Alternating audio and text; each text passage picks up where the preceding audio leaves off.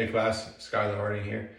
So going over the overhead bodyweight squats and then the foam rolling, which I actually formed with this guy right here, and then following it up with another set of bodyweight overhead squats. I noticed a couple things. First, the most uncomfortable areas for me to roll were my calves, my hamstrings, most notably my right calf and my right hamstring, and then my upper back, T-spine, and the lats. Why I think this was, specifically my lower body here, I've been doing a decent amount of hopping, sprinting, jumping, and bounding in my personal training. So that's probably why my lower body is a little bit sore, calves and hamstrings specifically, right from that triple extension. Ankles, knees, and hips, those are the muscles that primarily do that. So that's probably why they're a little bit more tender, a little bit tighter, sore, that sort of thing.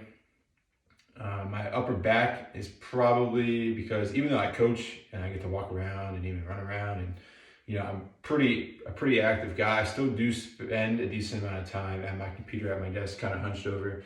Right, a lot of our meetings are still Zoom meetings, even if we're meeting with a coach from right across campus. We're still in different rooms. So I spend a lot of time on my computer doing work for school, doing work for work, and meetings and that sort of thing. So when I do that, I don't consciously think about my posture as often as I should. It comes up sometimes in my thought process, but not all the time. So that's probably why those areas were a little bit tight. But after foam rolling, all those areas started to feel a little bit better. Some things I noticed from set 1 of squats before foam rolling to set 2 of squats after foam rolling was I just felt a little bit more confident and a little bit smoother going through the movement, right? That first couple reps of that first set, I was like, ooh, this is not feeling so good. It just didn't seem right. My ankles were a little stiff. My dorsiflexion was a little bit off, so my heel was starting to come off the ground a little bit. And typically that doesn't happen to me when I'm squatting. So, it just felt kind of like sticky, right? It didn't feel smooth or fluid or athletic, I guess you could say. But after going through some of that foam rolling, my lower body felt a lot better.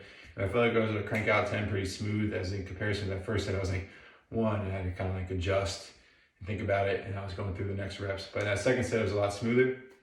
Probably after rolling out my calves, that probably helped with ankle dorsiflexion, right? Loosen those up a little bit.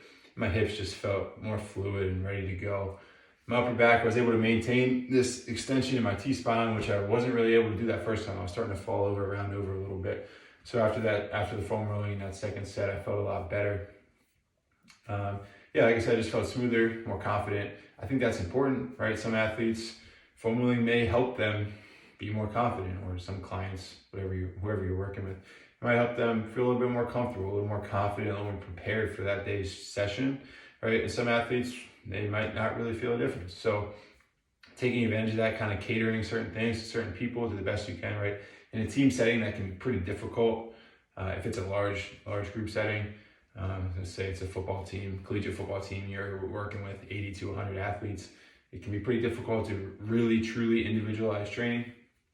But in working with smaller teams, or smaller groups, or one-on-one maybe, you're able to do that kind of thing. And I think it's important to take note what certain people like in a warm-up, right? And then prescribe that for them, so hopefully they can take advantage of the session in a little bit better way, and they're prepared to train. So like I said, foam rolling helped me. It's something I've been trying to do lately more often, especially with that sciatica I was telling you about. I had met with one of our athletic trainers and talked about it. She recommended foam rolling pretty much daily. So it's something I've been trying to do, and I think it's helped me out, right? I didn't really do like a study on it, so I don't know what specifically that I've been doing that helped me, but foam rolling seems to have helped, so I'm gonna continue doing it, and hopefully I'll be able to prescribe more of it to our athletes.